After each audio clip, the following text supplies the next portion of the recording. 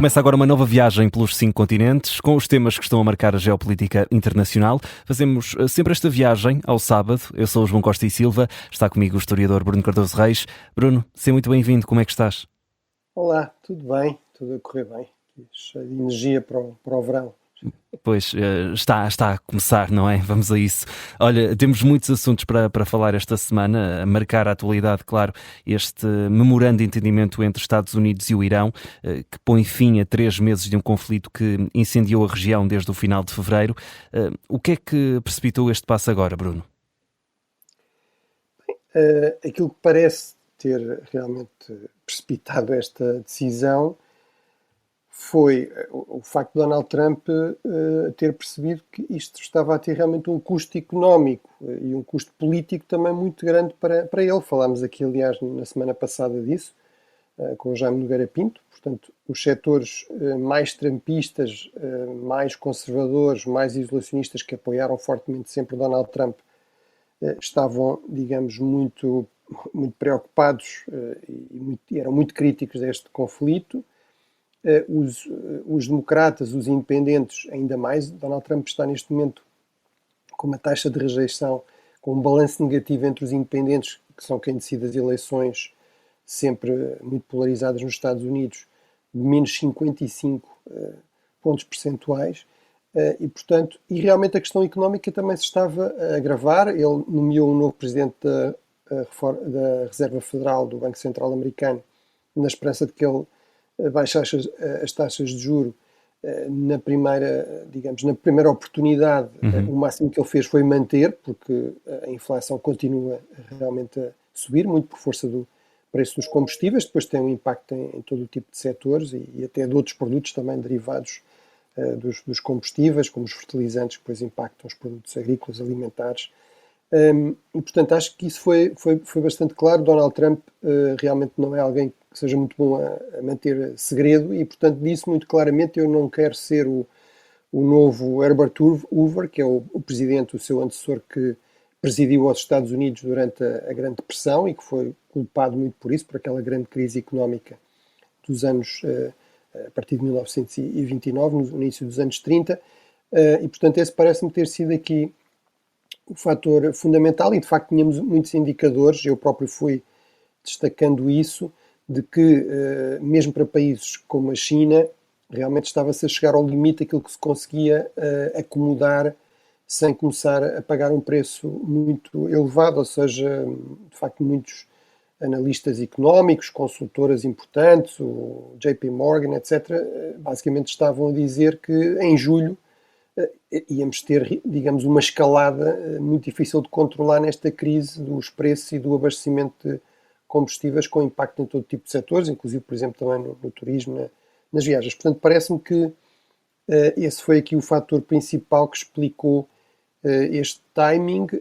Isso também significa que, no fundo, apesar da enorme assimetria de poder entre os Estados Unidos e o Irão, realmente se confirmou mais uma vez aqui um padrão que temos verificado inúmeras vezes. Basicamente pode ser que, tanto quanto existem regras na política internacional, na segurança internacional, tem sido uma das regras desde 1945, é que neste tipo de conflitos assimétricos, a grande potência distante que está a projetar forças a milhares de quilómetros de distância tem o tempo contra ela e, portanto, no fundo, a potência aparentemente mais fraca, mas que está a jogar no seu próprio terreno, no seu próprio campo, que não tem, digamos, grande espaço também de recuo, acaba por ter o tempo do seu lado. Enfim, no Afeganistão contava-se essa anedota que os talibãs diriam qualquer coisa como: os americanos têm os relógios, mas nós é que temos o tempo.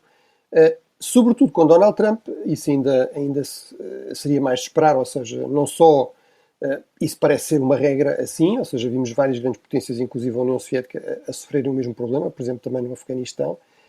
As guerras coloniais tardias, todas elas também corresponderam a este padrão. Obviamente os Estados Unidos no Vietnã e depois mais recentemente no Afeganistão e no Iraque. Mas além disso, Donald Trump é alguém que não se caracteriza por ser propriamente uma pessoa muito paciente, com, digamos, grande disciplina em termos políticos, uma visão de longo prazo, e, portanto, acho que isso também ajuda a explicar, digamos, esta pressa em chegar a algum tipo de acordo, a algum tipo de cessar-fogo com o Irão que permitisse a reabertura do estreito com alguma segurança. Muito bem. E Bruno, uma questão que tem marcado muito esta semana, tem-se falado muito disso. Estamos a falar de um memorando de entendimento e não de um tratado de paz definitivo. Juridicamente e politicamente, como é que se distingue este documento e daquilo que já se conhece também destes 12 pontos do acordo? O que é que destacas como o mais surpreendente ou até, se calhar, o ponto mais frágil?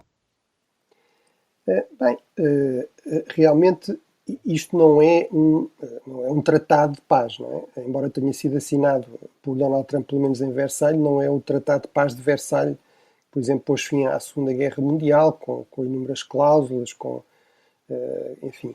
Portanto, é realmente um documento muito mais sintético, aí o contraste também, uma página e meia, o contraste com o acordo anterior entre os Estados Unidos, a Europa e o Irão, o chamado JCPOA, portanto 2015, também é revelador. O acordo, na sua totalidade, com todos os anexos, chegava às 160 páginas, portanto com imensos detalhes para garantir realmente que havia mecanismos de controle, de fiscalização, detalhados, o mais possível antecipando dificuldades, desculpas que o Irão pudesse encontrar. Portanto, isto realmente não é isso. É um memorando de entendimento, um protocolo, ou seja, um documento que não tem a dignidade de um tratado, por exemplo, não implicará de ser ratificado pelos respectivos parlamentos, o que à partida, no fundo, lhe dá a força de lei, portanto, não é simplesmente um acordo, digamos, entre governos, é um acordo entre Estados, portanto, isso realmente não acontece aqui. Isto, no fundo, reflete um grande problema no estudo dos conflitos armados e também na estratégia, ou seja, na decisão relativamente aos conflitos armados, que é a questão de como é que terminam as guerras. Pode parecer evidente, e muitas vezes nós ouvimos dizer coisas como todas as guerras terminam com negociação. Isso não é verdade. Há guerras que terminam com uma vitória total de um dos lados, com uma rendição incondicional, é o caso clássico da Segunda Guerra Mundial. Era isso que Donald Trump queria, não era, Bruno? Exatamente. Donald Trump começou por dizer que era isso que ia acontecer neste caso. Isso claramente não aconteceu, é um dos primeiros objetivos declarados dele que não se concretizou. Outra possibilidade no fundo, um acordo de paz, portanto, aquilo que estávamos a falar, ou seja, os dois lados reconhecem que militarmente atingiram, digamos, os seus limites e consideram que é importante, no fundo, estabilizar a situação, resolver os problemas de fundo, o conflito de fundo, e, portanto, há um processo negocial, muitas vezes longo, que procura, no fundo, codificar, formalizar essas cedências mútuas, porque há aqui sempre algum compromisso, às vezes mais de um lado, outro do outro, em certas áreas ou numas ou outras. Por vezes há um lado que claramente está a vencer e consegue, no fundo, ter um acordo, portanto não exige uma rendição incondicional, mas o preço pela sobrevivência do outro lado é um acordo, digamos, que corresponde muito às suas exigências, portanto um acordo muito aproximado de um dos lados. No fundo, se quisermos uma vitória militar que não é completa, mas que depois se traduz numa vitória diplomática. Mas esses acordos são difíceis de atingir e tornaram-se mais difíceis também desde 1945. Por exemplo, uma coisa que nós ouvimos muitas vezes dizer também é isto troca de territórios sempre existiu. Quem vence uma guerra ocupa território, fica com esse território. Bem, isso sempre existiu até 1945. Desde 1945 é ilegal, supostamente. O que não era o caso antes. Havia o direito de conquista, mas com a Carta das Nações Unidas, a partir de 45, a alteração das fronteiras pela força é ilegal. Mas a Carta das Nações Unidas consagra, ainda de forma reforçada, um princípio que aparece pela primeira vez na lei internacional, precisamente no Tratado de Versalhes, precisamente a seguir à Primeira Guerra Mundial, esta ideia da autodeterminação, portanto, que corresponde, no fundo, a um processo de liberalização da política global que começa muito pela Europa e depois se vai expandindo, enfim, de forma muito desigual e também com muitos retrocessos, mas esta ideia de, no fundo, que hoje praticamente todos os Estados aceitam, também falámos disso aqui com Jaime Nogueira Pinto, com uma outra exceção, como o Vaticano, ou, por razões evidentes, ou a Arábia Saudita, que ainda são, no fundo, Estados de direito divino, mas no fundo a ideia de que o poder legítimo deve vir do povo. Ora, isso coloca um problema, que é, de facto, anteriormente ninguém perguntava a um camponês enfim, dos Balcãs, queria ser governado pelo sultão otomano, pelo imperador Habsburgo de Viena, pelo czar russo, um Romanov. Portanto, a questão da vontade do povo não se colocava, não era, a legitimação vinha de Deus, inclusive do Deus das batalhas, que supostamente decidia, digamos, quem é que devia vencer um conflito. E, portanto, isso também dificulta, no fundo, os compromissos, as cedências, que muitas vezes são necessárias para realmente haver negociações, para haver negociações bem-sucedidas e um tratado de paz que realmente encerre a questão de uma forma que seja aceitável pelas outras partes. Isso também é outro problema, que é, muitas vezes contrasta-se, por exemplo, a paz de Viena de 1815 com a paz de Versalhes de 1919, a seguir, no sentido que a paz de Viena foi uma paz relativamente generosa para com os vencidos, uma paz que restabeleceu um certo equilíbrio de poder entre as grandes potências na Europa, sem que ninguém se sentisse muito injustiçado ou muito inseguro, e isso permitiu uma paz muito durável. A paz de 1919 foi vista como muito injusta, pelo menos por alguns, uma paz imposta aos vencidos, nomeadamente à Alemanha, que desequilibrou muito as relações de poder na Europa, humilhou a Alemanha, mas não a enfraqueceu, não a dividiu, e portanto criou no fundo aqui, digamos, uma espécie de inimigo permanente dessa paz, e acabou por ser um dos fatores que levou que 20 anos depois tivéssemos uma Segunda Guerra Mundial, que era o objetivo que se queria evitar. Portanto, muitas vezes a questão também é na paz encontrar aqui este ponto de equilíbrio e o vencedor conseguir ser relativamente generoso para evitar, para conseguir que realmente seja uma paz durável. Mas depois ainda há um terceiro cenário, que eu tenho aqui referido várias vezes, é o que, por exemplo, temos na Coreia desde 1953, que é, no fundo, um congelamento do conflito, um cessar-fogo, geralmente com algumas regras, que é o que também temos na Coreia, mas no fundo é um congelamento do conflito e, portanto, por definição, uma paz mais frágil, uma paz sempre também muito armada, geralmente, porque os dois lados não têm confiança que seja uma paz durável e que às vezes prolonga-se durante muito tempo, como é o caso da Coreia, realmente há muitas décadas, mas é realmente uma paz armada. Portanto, isto mostra aqui os diferentes cenários possíveis. Neste caso, o que nós temos, para já, é um cessar-fogo, que estende-se também a garantias sobre a liberdade de navegação no Estreito de Hormuz, mas logo aí começam os problemas, porque o que está lá é uma coisa bastante ambígua e, portanto, pode eventualmente permitir ao Irão dizer que pode controlar ou até cobrar pelo uso do Estreito, que é algo manifestamente ilegal à luz da lei internacional e tem sido um dos pilares da ordem internacional e também da política externa americana desde a independência dos Estados Unidos. Portanto, temos logo aí um problema, mas à partida é um cessar-fogo com algumas regras, com um calendário para uma negociação mais aprofundada que deveria levar a um acordo mais formal centrado na questão nuclear e em que já há algumas, digamos, algum acordo sobre em que termos é que se irá avançar. Mas essa questão e sobretudo toda uma série de outras questões que Donald Trump muito bem levantou como sendo importantes em relação ao Irão, coisas como a questão do programa de mísseis e sobretudo a ação do Irão de estabilização da região, financiando, armando grupos armados, treinando grupos armados por toda a região, no Líbano, no Iraque, no Iémen, enfim, o Hamas na Palestina. De facto, isso está completamente ausente, portanto, há uma série de grandes problemas que continuam em cima da mesa, inclusive a própria questão nuclear. Enfim, temos aqui algumas referências, mas estamos longe de ter um acordo. E, portanto, realmente o que temos aqui é, digamos, uma tentativa de formalizar um cessar-fogo e, sobretudo, eu diria, aquilo que poderia eventualmente ser o ponto mais positivo do acordo seria realmente permitir o regresso à navegação segura e livre no Estreito de Hormuz. Mas, de facto, nem isso pode ser dado por adquirido. E depois temos um último problema, que é, há umas referências ao Líbano e a Israel, mas nem o Líbano nem Israel são parte deste acordo e realmente, como estamos a ver, aliás, enfim, essa pode ser uma de várias razões pelas quais este acordo acaba por ficar novamente posto em risco. Ou seja, não é de todo evidente que Israel esteja satisfeito com este acordo, bem pelo contrário. Isto coloca grandes problemas também ao governo libanês, porque aparentemente permite salvar o Hezbollah e adiar para as calendas a questão do seu desarmamento. Ora, sabemos que o Hezbollah não é propriamente muito de fiar, muitas vezes acaba por atacar Israel e provocar novos ataques também contra o Líbano. O governo Netanyahu também tem esta tendência para recorrer sempre à força e, portanto, realmente é um acordo com características muito peculiares. Uma delas é esta, é obrigar supostamente países que não foram envolvidos nas negociações e que não assinaram o acordo, mas claramente faz parte deste padrão que sempre pareceu o mais provável neste conflito, que é, no fundo, um acordo muito parcial e sobretudo, de cessar-fogo e, sobretudo, focado no Estreito de Hormuz, que é realmente o grande problema geoestratégico global que este conflito veio criar. Muito bem.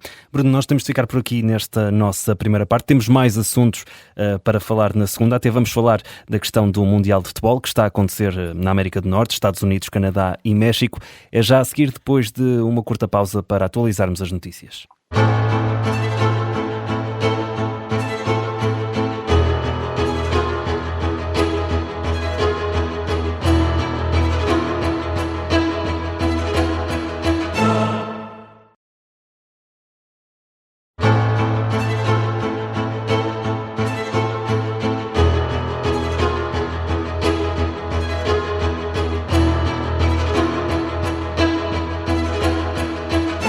De regresso para a segunda parte do Cinco Continentes, sempre com o historiador Bruno Cardoso Reis. Eu sou o João Costa e Silva.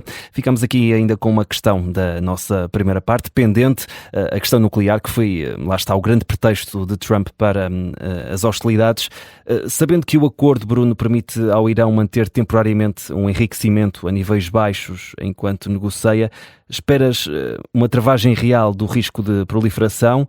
Ou isto é apenas adiar o problema com um penso rápido?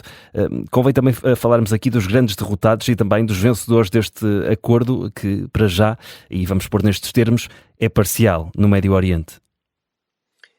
Sim, bem, são duas questões importantes. No fundo, o que é que isto muda, qual é o impacto na ordem global e sobretudo regional, e aí a questão da proliferação e também perceber os países vencedores que mais ganharam ou perderam com este conflito faz bastante sentido. A questão da proliferação nuclear, supostamente, é a questão central em tudo isto, não é? E eu não tenho dúvida que, sobretudo, o ataque de junho do ano passado realmente foi digamos, foi uma derrota do ponto de vista do avanço do programa nuclear iraniano. Teve custos elevados em termos de destruição de infraestruturas. Agora, o problema sempre consegue-se travar um programa nuclear simplesmente por via militar, sem que haja um acordo, sem que haja inspeções, sem que haja verificações. Enfim, a doutrina diverge. Tentou-se, por exemplo, através de um acordo com a Coreia do Norte, sem usar meios militares, e a verdade é que a Coreia do Norte acabou por sair desse acordo, também porque os Estados Unidos começaram um pouco no mesmo padrão de Trump, mas com George W. Bush, no fundo, deixaram de cumprir o acordo, e a verdade é que depois também hesitaram em usar meios militares. A Coreia do Norte acabou por alcançar esse objetivo de ter um programa nuclear militar, apesar de durante muito tempo ter dito que não era verdade. Portanto, esta questão não tem soluções fáceis. Eu não estou a dizer que seja o caso, ou que tudo isto se resuma, no fundo, aos erros de Donald Trump, ou ao estilo de fazer política externa de Donald Trump. Agora, a verdade é que o contexto global e também a forma como os Estados Unidos de Donald Trump se estão a comportar, do meu ponto de vista, objetivamente, aumentam os riscos de proliferação, ou seja, tornam muito mais lógico, muito mais racional que uma série de países comecem realmente a tentar ter armas nucleares. E já falámos aqui, por exemplo, de países como o Japão, onde isso supostamente é um pouco um tabu na cultura estratégica, na cultura política, porque o Japão foi o único país que foi alvo de armas nucleares, de armas atómicas, como nós sabemos, no final da Segunda Guerra Mundial.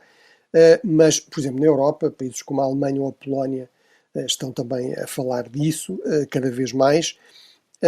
Porque também, e porque é que aqui também é importante falar de aliados dos Estados Unidos, porque o facto de Donald Trump também tratar tão mal os aliados e ignorar tantas vezes os interesses dos aliados, e acho que esta guerra valida mais uma vez isso, ser um aliado tão incerto, no fundo, anula aquilo que era, no fundo, um dos fatores que travava a proliferação, que é esta ideia que pelo menos muitos países aliados com os Estados Unidos, e há mais de 50 países que têm alianças militares com os Estados Unidos, pelo menos esses países podiam confiar numa certa garantia de segurança também nuclear dos Estados Unidos, o que, em contrapartida de não avançarem com o desenvolvimento das suas próprias armas atómicas. Cada vez mais isso é posto em questão pela forma de fazer política de Donald Trump, de América primeiro, de ignorar muitas vezes os interesses dos aliados e pegando aqui na questão dos vencedores e vencidos.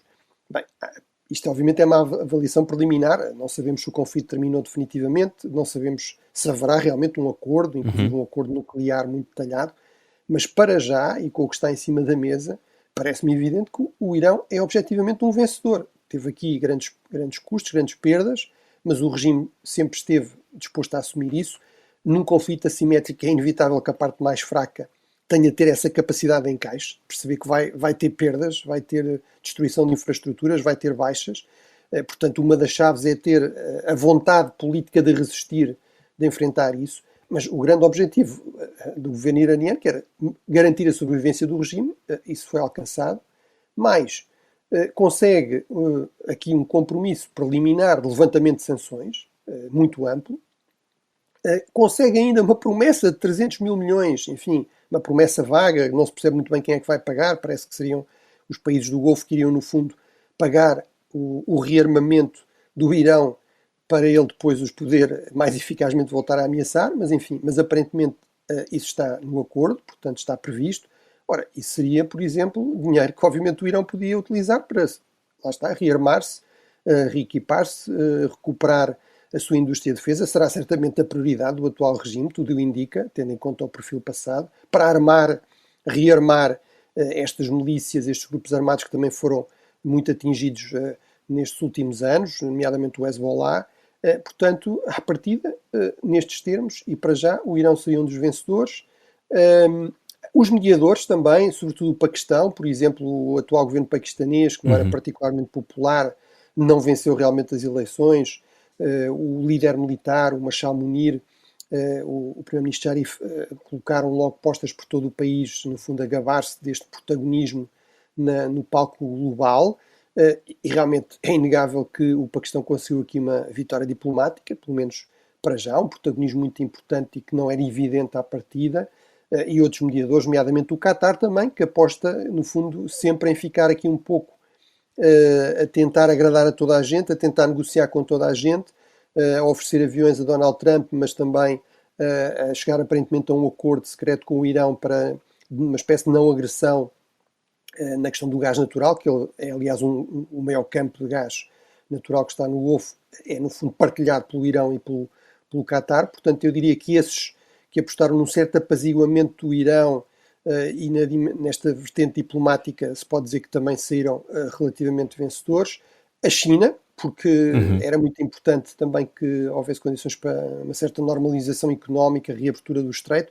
A China depende à volta de 50% do petróleo desta região, é um grande comprador do Irão, do petróleo iraniano, mas também saudita.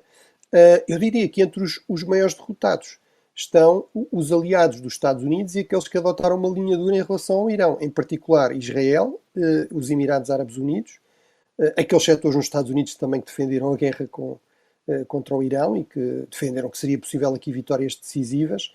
Esses parecem-me claramente os maiores derrotados e inclusive um pouco os Estados Unidos, porque uma das lições que sai desta guerra é que afinal a garantia de segurança dos Estados Unidos não vale assim tanto, nem diplomaticamente ou politicamente, nem militarmente, porque diplomaticamente, politicamente não se sabe nunca com o que é que se pode contar com Donald Trump e muitas vezes Donald Trump trata pior os aliados do que propriamente os adversários, os inimigos tradicionais dos Estados Unidos, as grandes potências autoritárias, inclusive o próprio Irão.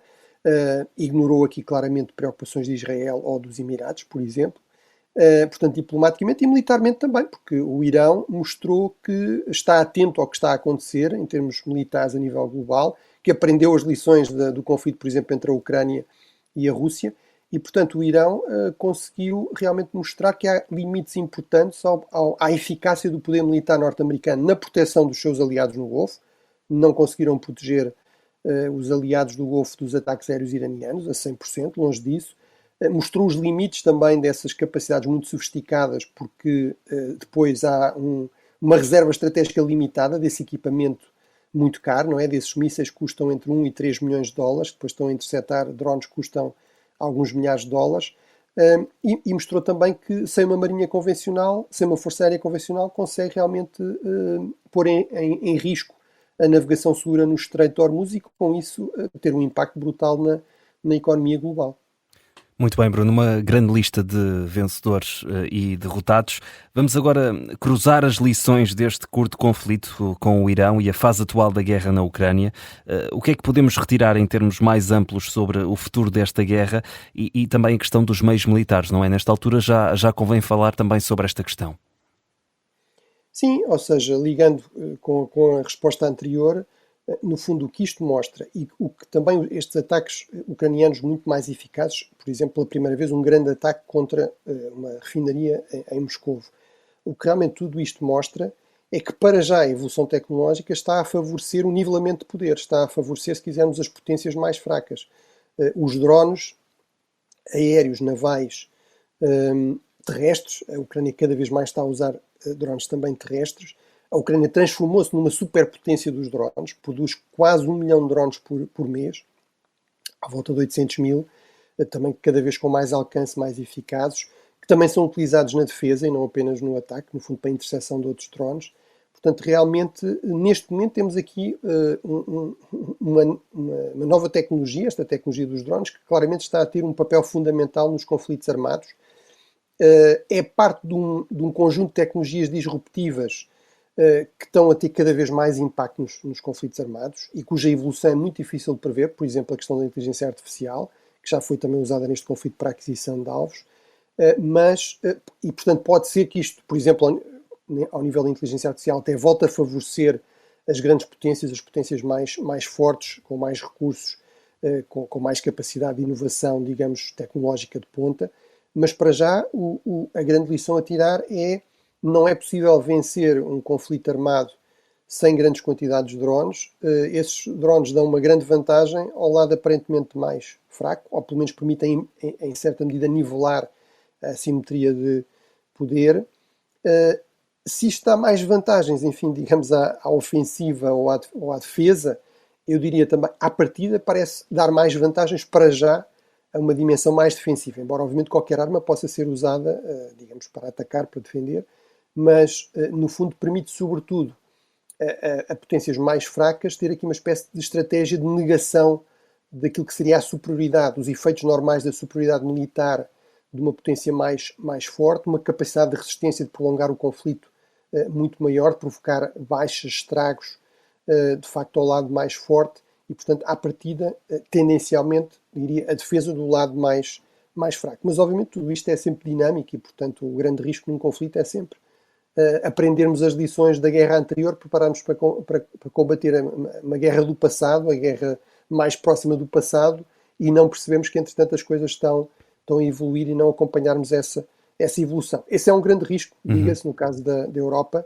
onde as coisas avançam sempre com grande lentidão e, portanto, acho que ao nível do discurso, das declarações de intenções, já há uma noção muito clara destas questões, mas em termos da prática, das mudanças, dos investimentos com resultados práticos, em termos, por exemplo, de aumentar muito a capacidade de produção de armamento na Europa, nomeadamente drones, ainda estamos muito longe daquilo que seria necessário para lidar com esta realidade.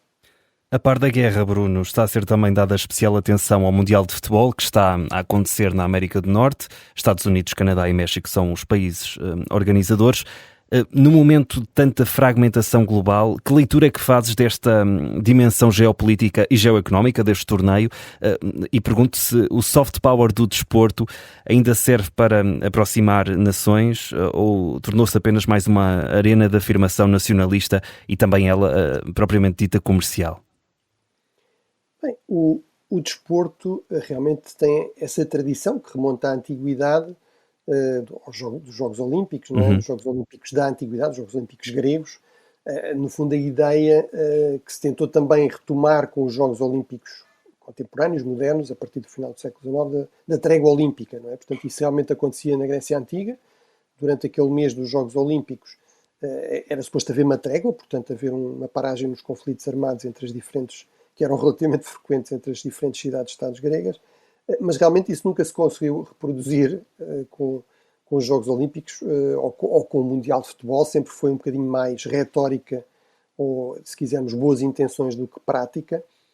Mas a verdade é que, objetivamente, este conflito entre o Irão e os Estados Unidos afeta o Mundial de Futebol. O Irão é uma das equipas, não era garantido que conseguisse entrar. Sim. Era suposto estar baseada no Arizona, num estado norte-americano, teve de mudar para o México. Podem jogar aos Estados Unidos, mas com condições muito restritivas e que podem até afetar a sua performance. Portanto, é bastante evidente que esta ideia da FIFA e do seu atual presidente Infantino, que no fundo o futebol está acima da política, que está acima dos conflitos armados, que pode ser aqui o grande pacificador, realmente não se confirma de todo. Eu diria que é mesmo dos grandes eventos desportivos recentes, nas últimas décadas, dos mais claramente afetados por conflitos, por choques geopolíticos, geoestratégicos. O mais evidente é realmente entre o Irão e os Estados Unidos, mas, por exemplo, há imensos problemas na questão dos vistos. No fundo, este fechamento dos Estados Unidos ao resto do mundo e a ideia de que alguns pareciam ter, de que eventualmente haveria uma exceção para a FIFA e para o Mundial de Futebol, claramente não se confirma, não é? Portanto, tivemos, por exemplo, aquele árbitro somali que foi impedido de entrar, enfim, uma série de outros problemas de vistos, vários. Há inclusive tensões evidentes entre os organizadores, ou seja, isto também era suposto ser um bocadinho promover esta ideia de uma comunidade da América do Norte entre o México, o Canadá e os Estados Unidos, que são os três organizadores. Diga-se também, o custo deste tipo de torneios também cada vez mais parece levar a este modelo, que também é o que vai acontecer com o Mundial em Portugal, mas sobretudo em Espanha e Marrocos, mas no fundo, e depois ainda com os prolongamentos no Uruguai e no Paraguai. Portanto, de facto, cada vez mais é preciso haver vários países, a não ser que estejamos a falar de petroestados como o Qatar, para realmente arcar com os custos deste tipo de evento, mas realmente essa dimensão, digamos, de demonstração de comunhão entre o México, o Canadá e os Estados Unidos está longe de ser o caso, ou seja, é evidente que as tensões continuam e que de facto o Mundial não as resolveu. E portanto acho que no fundo, longe de servir aqui como uma espécie de montra para a capacidade pacificadora do desporto, este Mundial veio dar visibilidade a toda uma série de tensões que realmente não estão resolvidas, não ficaram resolvidas.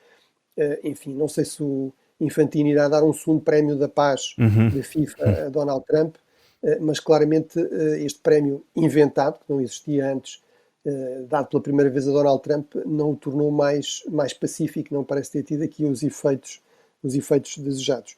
Apesar de tudo, é verdade que realmente o desporto é um grande elemento, digamos, unificador, digamos, a nível mundial, ou seja, é uma das poucas coisas que merece algum consenso a nível global hoje em dia, é realmente que a maior parte das pessoas no mundo são grandes fãs de futebol. É de longe o desporto mais popular, até pela facilidade também com que se pode jogar. Não é preciso grandes equipamentos, não estamos a falar daquela espécie de armadura que os jogadores de futebol americano têm de usar, ou de campos também que tenham grandes exigências técnicas, etc. Portanto, nesse aspecto é verdade, o futebol continua a ser muito popular em todo o mundo, mas realmente não faz milagres na geopolítica. Bruno, em FM estamos mesmo a ficar sem tempo, portanto vou propor que passemos para a recomendação e depois continuamos em podcast numa versão mais longa. O que é que tens para sugerir esta semana aos nossos ouvintes? Bem, vamos a uma revista que eu costumo recomendar, que é a revista Foreign Affairs, talvez a revista de divulgação, digamos, de política internacional mais importante a nível global, e muitas vezes realmente publica artigos de grandes especialistas, a parte também de alguns decisores, e recomendar este artigo da Florence Gaub e do Jonathan Eist, NATO's Permanent Crisis. The Alliance has survived 80 years of these agreements, will survive again. Portanto, no fundo, o mote, portanto, a ideia da crise permanente na NATO portanto, eu acho, e a ideia de que a aliança tem sido muito resiliente ao longo destes 80 anos, algo que é muito importante e que os historiadores sabem bem, que De facto, sempre houve tensões entre aliados. Aliás, não há alianças duráveis que não tenham tensões entre aliados. Exatamente quais é que são as prioridades, qual é a distribuição de esforço. Portanto, isso é um clássico nas alianças. Uma aliança de sucesso consegue ir ultrapassando isso e construir-se com base nas convergências de interesses, de ameaças, etc. Mas eu acho que aquilo que é revelador é que o máximo que se consegue de um artigo que tenta ser relativamente otimista, ou seja, dizer a NATO vai sobreviver, é dizer que vai fazê-lo à custa de uma crise permanente. E realmente parece-me que ser mais otimista do que isso é realmente difícil em relação à Aliança Atlântica, ou seja, há aqui um nível de divisão entre aliados que de facto não víamos há muito tempo, uma enorme dificuldade em chegar a acordo sobre quais é que são realmente as ameaças prioritárias. Claramente os Estados Unidos, Donald Trump, não veem a Rússia nessa categoria, a maior parte dos aliados europeus veem, e portanto acho que isso realmente promete grandes complicações para a Aliança Atlântica. Eu não sei se consigo ser assim tão otimista ou tão certo de que realmente a Aliança vai resistir a esta crescente divergência de prioridades de percepções de ameaças. Eu espero que sim, mas não estou tão seguro como os autores do artigo, mas em todo caso vale a pena ler de Florence Gaub e Jonathan Eist, A Crise Permanente da NATO, NATO's Permanent Crisis na Foreign Affairs. Bruno, vamos agora continuar em podcast com mais tempo e ainda temos, aliás, aqui 3 temas para pôr em cima da mesa. Começamos pela Cimeira do G7 em Evian, que terminou esta semana. Dias antes da Cimeira assistimos aqui a um passo inédito e que envolve a inteligência artificial. O governo dos Estados Unidos aplicou controles de exportação diretos para proibir o acesso estrangeiro aos modelos de IA mais avançados, neste caso da Anthropic, alegando riscos de segurança nacional. O que é que significa esta transição de bloquear chips para bloquear os próprios modelos de software? E fazer-te esta pergunta, se estamos oficialmente a entrar aqui numa questão também de, entre aspas, guerra fria do mundo da inteligência artificial. Sim, eu acho que é exatamente isso, ou seja, estamos a falar de uma guerra fria no digital, no tecnológico, ou seja, de criação de blocos, ou da tentativa de criação de blocos que são tecnológicos e securitários, mas em que obviamente não é apenas uma questão de tecnologia ou de segurança nacional, é também uma questão de interesses económicos. A mim parece-me muito revelador e muito importante, é dos aspectos mais importantes, digamos, dos últimos dias em termos do futuro da política internacional. Realmente a inteligência artificial é uma tecnologia com um potencial brutal, extraordinário, sem precedentes, que pode transformar tudo, desde a economia à defesa. E esse potencial pode ser usado de forma positiva, mas também de forma muito negativa, ameaçadora, para desenvolver coisas como armas biológicas, vírus, para ciberataques muito mais sofisticados. Enfim, obviamente para ajudar em operações militares, mas podemos ter num futuro relativamente próximo provavelmente um avanço enorme na robótica militar com sistemas semi-autónomos, já temos um bocadinho isso, mas até eventualmente plenamente autónomos, se quiser avançar, se quiser correr esse risco, vamos dizer assim. Portanto, este é um plano absolutamente decisivo no xadrez geoestratégico dos próximos anos. Acho que é muito revelador também que os Estados Unidos de Donald Trump começaram por ter uma posição completamente laissez-faire, portanto, completamente permissiva. Vamos deixar desenvolver e não há aqui nada que o Estado deva fazer, para perceberem realmente que isso é uma posição insustentável do ponto de vista dos próprios interesses de segurança dos Estados Unidos. Portanto, a própria administração Trump está a fazer aquilo que ainda há uns meses atrás dizia que a Europa não devia fazer, que é regular, restringir, limitar, digamos, as aplicações, os usos da inteligência artificial. Isto também revela uma enorme fragilidade da Europa, porque basicamente o G7 é um encontro, digamos, do Ocidente global, ou seja, das grandes economias europeias, Alemanha, França, Grã-Bretanha e Itália, mais a União Europeia, que é um membro, digamos, embora não entre para o número, é um membro de pleno direito desde 1981, e depois o Japão e o Canadá, para obviamente os Estados Unidos. Mas realmente o que isto também revela é que com Donald Trump as questões realmente são sobretudo do interesse americano, económico, securitário, o que seja, e ele ignora completamente uma distinção entre aliados e inimigos tradicionais. Portanto, historicamente o que seria de esperar é que houvesse aqui alguma exceção, ou seja, que talvez a maior parte dos países não tivessem acesso, ou que países rivais dos Estados Unidos não tivessem acesso, a China ou a Rússia, etc., mas que houvesse algum acesso, ou pelo menos alguma conversa prévia com os aliados sobre isto, e de facto isso não aconteceu de todo. E portanto este é realmente um dos problemas, um dos grandes desafios da Europa também atualmente e nos próximos anos, que é regular, mas corre o risco de se regular sem inovar, vai estar a regular no vazio. Ou seja, o grande problema não vai ser as regras para usar determinada tecnologia, é que a Europa não tem essa tecnologia e não tem acesso, porque as grandes potências tecnológicas, que neste momento são sobretudo os Estados Unidos e a China, realmente não dão esse acesso à Europa, a não ser se isso lhes for conveniente, ou para modelos com menos capacidades. Portanto, isso é realmente um desafio dramático para a União Europeia, e que exige respostas a uma série de níveis, por exemplo, criar realmente investimento à escala, criar mercados de capitais à escala, de capitais de risco à escala, é uma das questões centrais, mas também perceber como regular, talvez de uma forma mais inteligente. Mas este é realmente também um dos grandes desafios, uma das grandes desvantagens, uma área decisiva em que a Europa está a perder terreno de uma forma, digamos, um pouco preocupante, para dizer o mínimo. E Bruno, vamos agora até a América do Sul falar da vaga de direita e o efeito Trump. O Peru e a Colômbia estão aqui em pleno processo eleitoral, que está a ser marcado por uma polarização extrema. E queria te perguntar se podemos falar aqui da consolidação de uma vaga de direita com contornos trumpistas na América Latina e também, claro, é importante perceber qual é o impacto que poderá ter este cenário no Brasil, de Lula da Silva, que é recandidato e que vai a eleições em outubro. Bem, houve um ponto importante que me esqueci em relação ao ponto anterior, que é, apesar de tudo, nesta cimeira do G7, presidida pela França em Viena, realmente Donald Trump esteve e ficou até ao fim. Macron, no fundo, foi muito hábil a organizar aquele jantar em Versalhes, que é algo que ele gosta sempre muito, grandes palácios reais, cheios dourados da Europa. E, portanto, mas isso era só no fim, só depois do fim da conferência, só havia jantar se ele ficasse até ao fim. Houve declarações finais, o que não tinha acontecido no passado algumas vezes com Donald Trump, portanto houve uma série de declarações de consenso entre os países do G7 sobre questões importantes, geopolíticas, sobre o combate ao tráfico de droga, a imigração ilegal.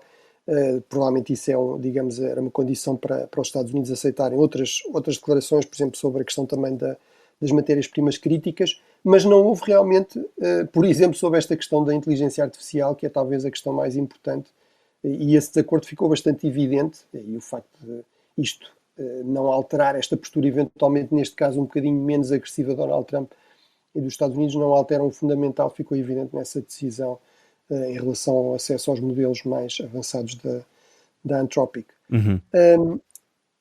Voltando à questão que colocavas agora, tínhamos aflorado um bocadinho isso também na semana passada. Realmente temos eleições muito renhidas no Peru. A verdade é que o resultado ainda não está fechado. Provavelmente só vamos ter resultados até meados de junho, é o que está a dizer a Comissão Eleitoral. Já foram contados mais de 99% dos votos, mas a Keiko Fujimori, candidata mais à direita, está realmente com uma vantagem de algumas dezenas de milhares de votos, à volta de 40 mil votos. As eleições no Peru têm sido decididas assim. O Peru, nos últimos 10 anos, teve 9, vai ter 10 presidentes, portanto, 10 presidentes em 10 anos, portanto, uma enorme instabilidade política.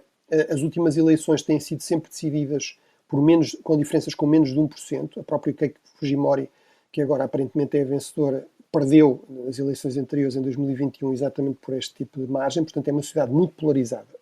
A questão da hiperpolarização das sociedades partidas em dois não é apenas algo dos Estados Unidos ou da Europa, é também uma realidade noutras partes do mundo, nomeadamente na América Latina, nomeadamente também no Brasil. Portanto, eu não acho que isto possa permitir, digamos, antecipar o que é que vai acontecer no Brasil.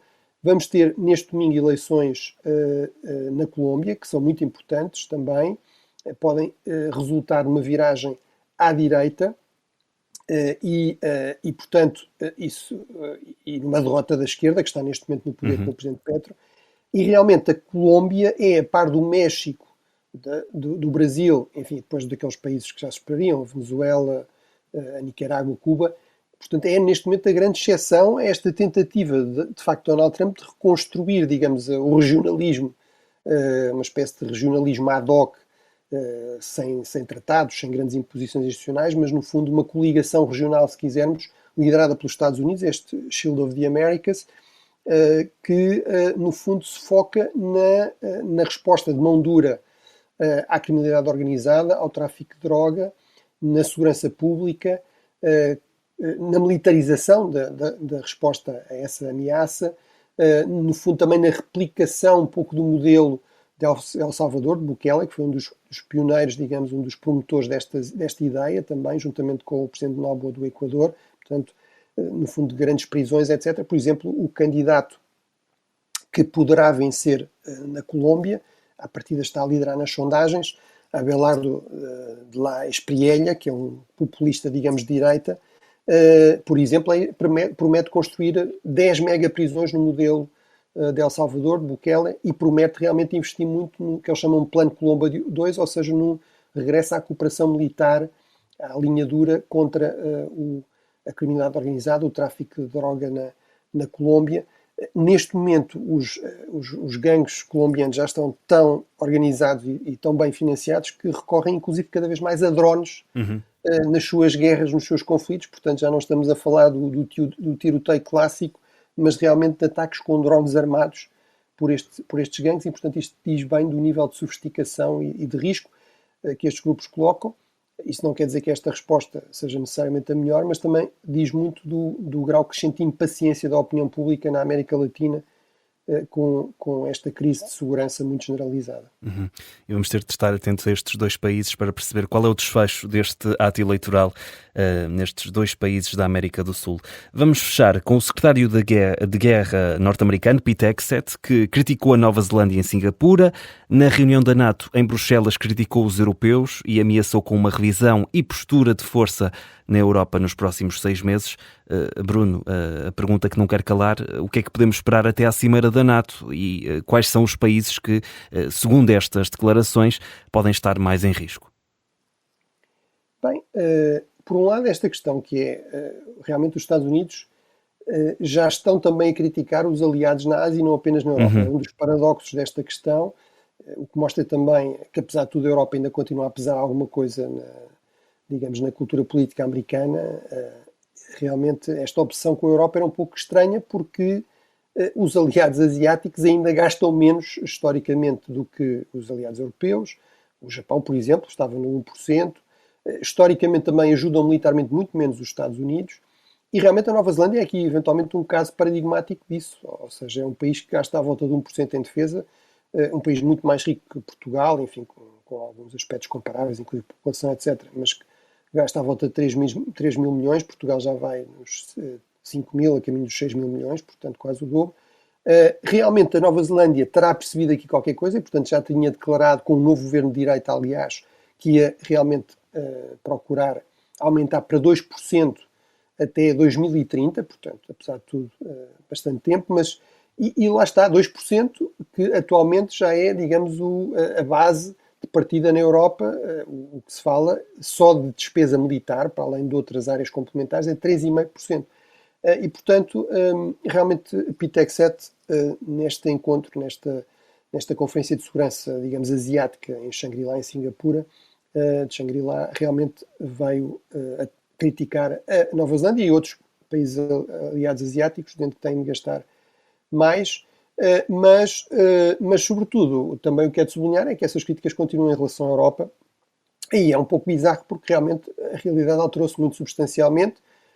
O secretário-geral da NATO, embora sem responder diretamente, indiretamente, o que é muito raro nele, como sabemos, porque ele tende a alinhar completamente com Trump, veio, no fundo, dizer que não é verdade, ou seja, só neste último ano o investimento em defesa na Europa aumentou 20%, todos os países basicamente já estão nos 2%, com a exceção da Espanha, mas, portanto, eu diria, os países mais vulneráveis são a Espanha, porque, objetivamente, é o único que resistiu a esta ideia de um aumento para os 3,5%, e porque tem um governo à esquerda que é bastante crítico publicamente de Donald Trump, e, portanto, isso é mais ou menos previsível, mas também é bastante claro que Sánchez não se preocupa com isso, pelo contrário, acha que isso lhe é politicamente vantajoso. Mas depois há uma série de outros Estados que realmente também podem ter problemas. Agora, aí a questão, Estados como, por exemplo, a Eslováquia. do Robert Fico. Mas aí o problema, ou o paradoxo, é que esses são líderes que até parecem estar relativamente alinhados com Donald Trump e, portanto, vai ser interessante perceber se, apesar disso, também serão alvo de críticas ou não.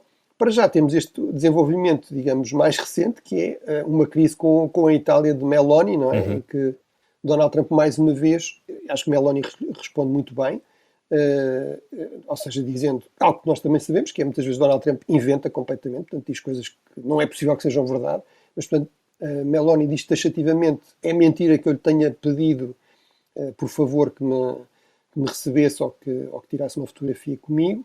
A Itália não se humilha, não implora, não é? Eu não implorei, a Itália não implora.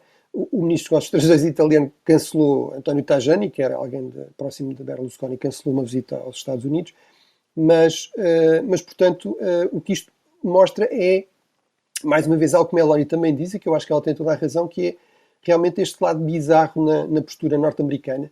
Não é que Donald Trump defenda os interesses americanos ou queira que os europeus gastem mais em defesa, isso é algo que muitos presidentes americanos, por regra, os presidentes americanos fizeram no passado. Agora, esta questão de realmente, sistematicamente, ter uma postura extremamente crítica, muitas vezes até insultuosa, humilhante em relação a países aliados, que durante décadas realmente foram muito úteis para os interesses americanos, ao mesmo tempo que têm uma postura sempre muito elogiosa, muito simpática, muito diferente, para com grandes potências historicamente hostis aos interesses americanos, que têm como objetivo declarado, ainda hoje, reduzir a influência e o peso dos Estados Unidos no mundo. Isso realmente é bastante paradoxal e bastante criticável, e realmente é um problema na gestão de uma aliança como a Aliança Atlântica.